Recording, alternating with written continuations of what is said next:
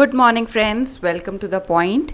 इस वीडियो में हम डिपॉज़िट्स और उसके टाइप्स को समझेंगे कि किस किस प्रकार के डिपॉज़िट्स एक बैंक में हम खुलवा सकते हैं। मैं आशा करती हूँ कि आप लोग जो चीज़ें मैं आपको प्रीवियस वीडियोस में पढ़ाती हूँ वो उनको आप साथ साथ रिवीजन करते रहते हैं उनका। ऑल्सो जो मैं बीच बीच में छोटी छोटी असाइनमेंट्स देती रहती हूँ वो उनको भी आप ज़रूर पढ़ते होंगे या पूरी करते होंगे। तो स्टार्ट करते हैं हमारी पहली स्लाइड से, जो कि है बैंक अकाउंट्स। तो अगर आप ये देख रहे होंगे कि बैंक अकाउंट बेसिकली दो टाइप के होते हैं, एक तो डिमांड डिपॉजिट और एक टर्म डिपॉजिट। अगर आप नाम से समझने की कोशिश करोगे, डिमांड डिपॉजिट मतलब जो डिमांड पे आप जिनको विड्रॉ कर सकते हो, सो it is a demand deposit. Term deposit मतलब यहाँ पे आपके जो पैसे हैं it is locked for a fixed period of time, whereas जो ये डिमांड डिपॉजिट में आपका जब मन आए उसको आप निकाल सकते हो, विड्रॉ कर सकते हो। अब जो डिमांड डिपॉजिट होते हैं वो फर्दर दो टाइप में क्लासिफाइड हैं, एक तो सेविंग अकाउंट और एक करंट अकाउंट। और जो ये टर्म डिपॉजिट है जिसमें पैसे आपके लॉक्ड रहते हैं for certain period of time, वो दो टाइप के होते हैं, fixed deposit and recurring deposit. अब हम इसके बारे में एक एक करके डिटेल में पढ़ेंगे। उससे हम सेविंग अकाउंट से। Saving account is open by an individual और jointly by two people with an aim to save money. Saving account जैसे नाम से पता चल रहा है, सेव करने हैं पैसे, तो क्या खुलवाएंगे? Saving account. ये कोई भी एक इंडिविजुअल व्यक्ति या दो या उससे ज़्यादा इंडिविजुअल मिलके एक जॉइंट अकाउंट भी खुलवा सकते हैं।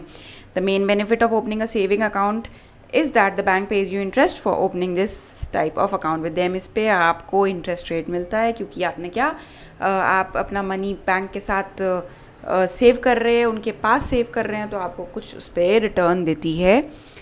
कुछ ये फीचर्स है सेविंग अकाउंट के। There is no limit to the number of times account holder can deposit the money in this account, but there is restriction on number of time money can be withdrawn from this account.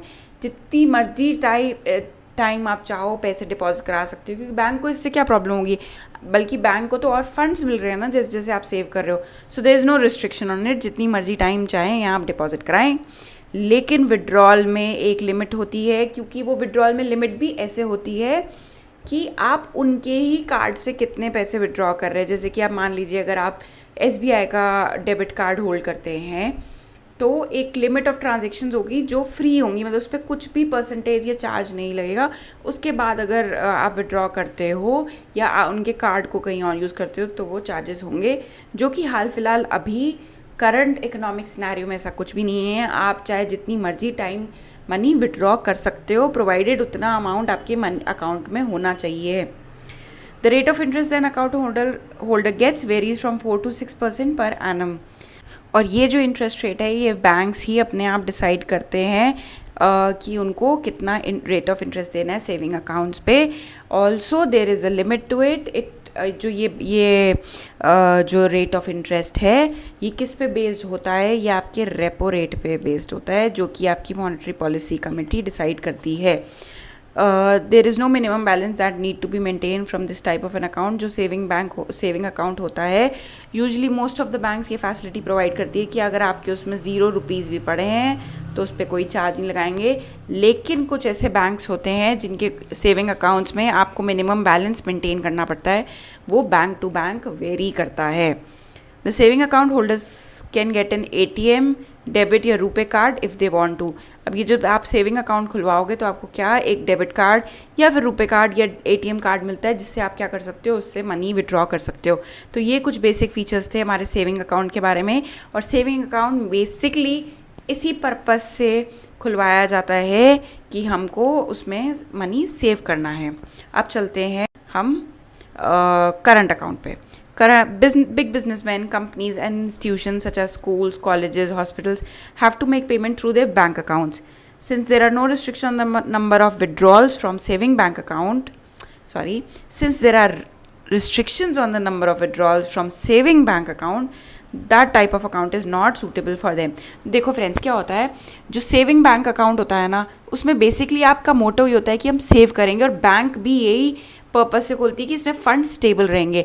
But हमें बहुत सारे businesses होते हैं, या सारे ही business ऐसे होते हैं कि जिनमें उनको डे टू डे ट्रांजेक्शन्स करने होते हैं और बैंक से करने होते हैं। तो अब सेविंग बैंक पे तो क्या था, देयर वाज लिमिट कि आप कितने उसमें से विड्रॉ कर सकते हो। तो उस चीज़ को सॉल्व करने के लिए एक नया अकाउंट होता है या एक अलग प्रकार का अकाउंट होता है जिसको कहते हैं करंट अकाउंट। इसमें आप जितनी टाइम चाहे मनी डिपॉजिट कराओ या मनी विड्रॉ करो, उसमें कोई रिस्ट्रिक्शन नहीं होती है। तो इसलिए जो स्कूल्स, कॉलेजेस, हॉस्पिटल या कोई भी ऐसे बिजनेस जिनको बहुत ज़्यादा बैंकिंग ट्रांजेक्शन्स करने होते हैं तो वो करंट अकाउंट खुलवाते हैं। They need to have an account from withdrawal.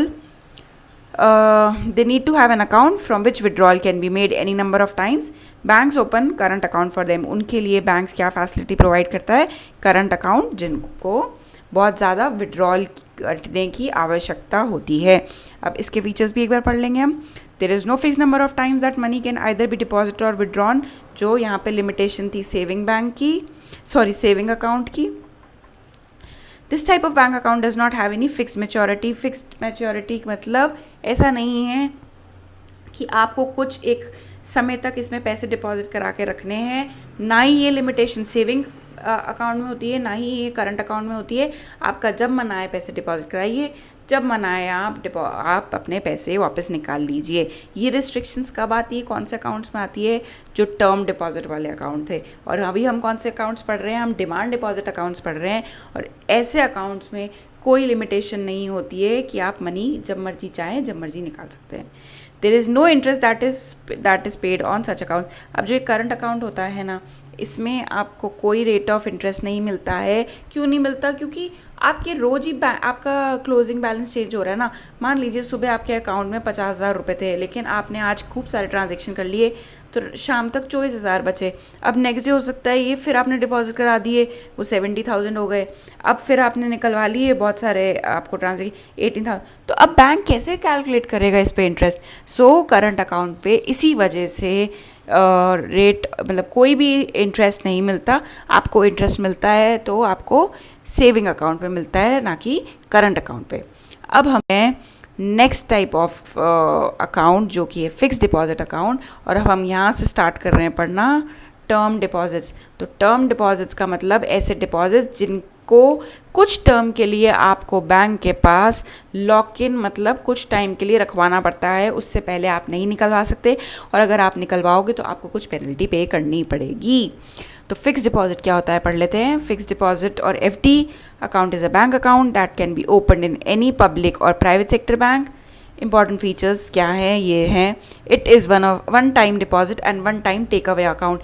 एक बार ही डिपॉजिट कराओगे, एक बार ही निकलवाओगे। ऐसा नहीं है कि बार बार आप कभी भी मन चाहे निकाल सकते हो, कभी मन चाहे डिपॉजिट करा सकते हो, जैसे आप करंट अकाउंट में कर रहे थे। नहीं, फिक्स डिपॉजिट अकाउंट में आप एक बार अकाउंट खोलोगे, उसमें आपने जितने भी अमाउंट का डिपॉजिट कराना है, आप हम कहते हैं ना ये हमारी फिक्स डिपॉजिट है, मतलब फिक्स्ड है, उसको चेंज वो नहीं होगी।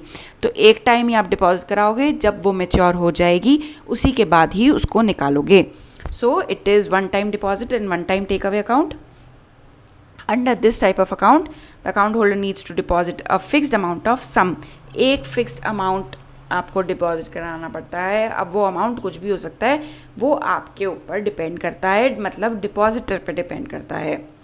और सबसे बड़ी बात, फिक्स टाइम पीरियड के लिए ये पॉइंट इंपॉर्टेंट है।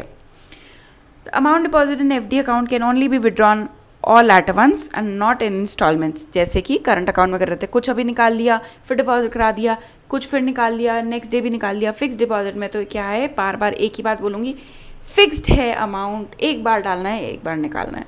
बैंक्स पे interest on the fix deposit account, इस पे आपको डेफिनेटली एक इंटरेस्ट मिलता है, क्योंकि आपने अपने फंड्स को बैंक्स के साथ रखा है, उनके यहाँ पार्क करके रखा है, तो बैंक उन्हीं फंड्स को तो यूज़ करके लोन्स देती है मार्केट में, तो बैंक आपको कुछ तो देगी ही ना, और इसलिए उस पर हमको इंटरेस्ट मिलता है।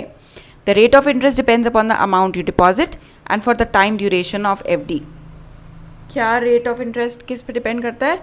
कितना आपने अमाउंट डिपॉजिट कराया है। मान लीजिए इसमें स्लैब्स होते हैं, अगर आप जैसे ये एक एग्जांपल है, ऐसा कुछ भी फिक्स नहीं है।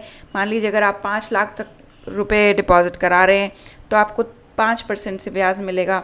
अगर आप मान लीजिए आपका 10 से 15 लाख के बीच में है तो आपको 5.25% से रेट वो आपको इंटरेस्ट मिलेगा।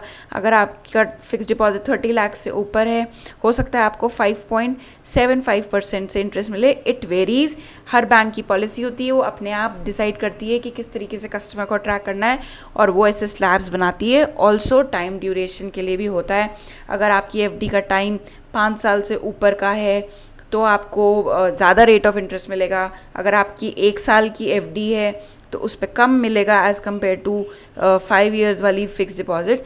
तो ये सब चीज़ें हैं। Full repayment of the amount is available before the maturity of FD, but क्या होगा, आपको पेनल्टी पे करनी पड़ेगी इसके लिए। अब हम चलते हैं हमारे अकाउंट, और जो लास्ट अकाउंट बचा वो है recurring deposit account.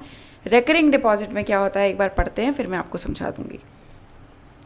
Recurring deposit account or RD account is a form of account where the account holder needs to deposit fixed amount every month until it reaches the fixed maturity date. Features of recurring deposit account have been discussed below. Any individual or institution can open it.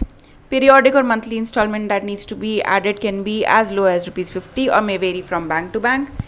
Range of months for which RD account can be opened varies from 6 months to 120 months. And the interest rate varies depending on the bank you choose to open an account with, and nomination facility is also available. तो अब मैं इसको फटाफट से समझा देती हूँ। Recurring मतलब जो बार बार होता रहे।